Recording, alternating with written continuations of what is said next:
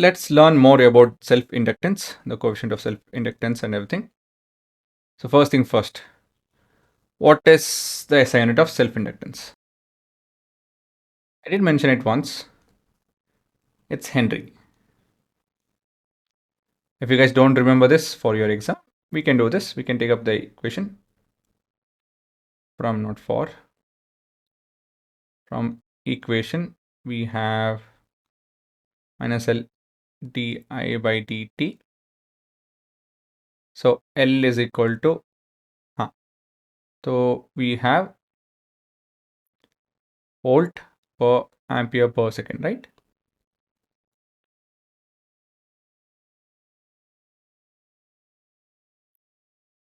So volt per ampere per second, if we rearrange it, we'll end up something like this.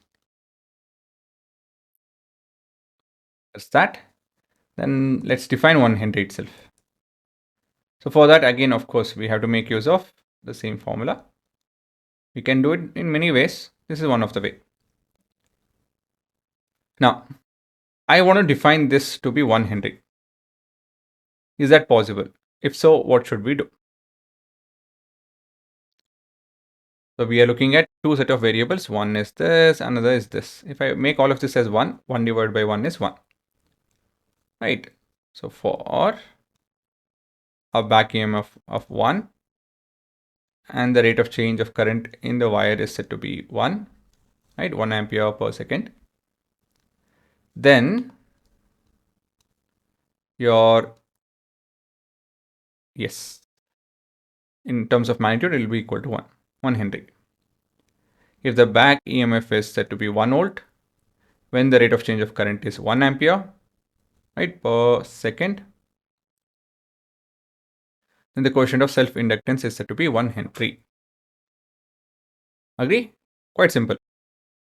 Whenever you have to figure out any definition which is equal to 1, right, 1 Henry or 1 meter, whatever,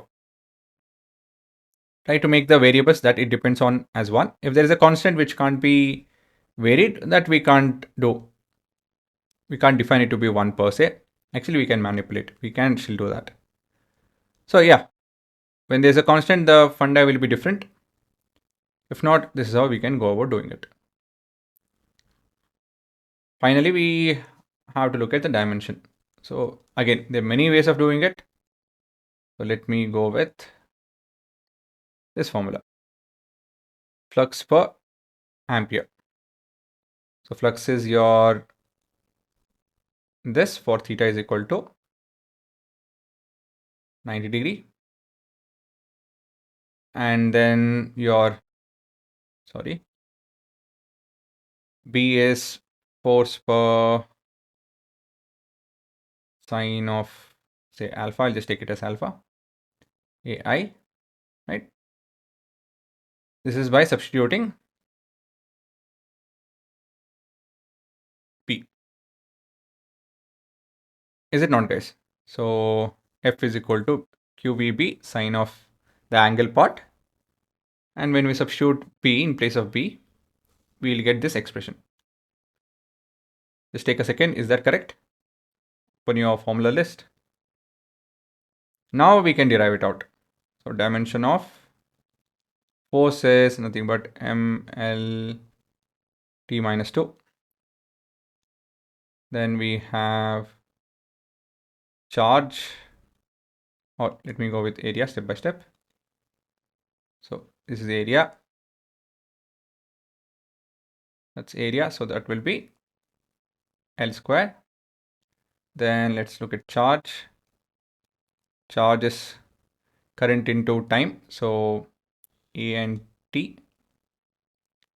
Again, remember this is charge and this is not area. Not area. Don't get confused.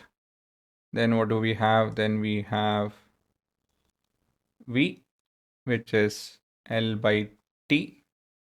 Then what else we have? I. I is A. And therefore dimension of L will be combination of all of this. MLT minus 2 L square divided by Q is AT, V is LT minus 1, and this is A. So this and this will get cancelled, this two will get cancelled, and nothing else. Minus L, no, T minus 2, sorry.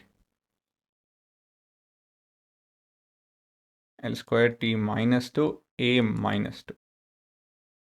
So that would be your dimension.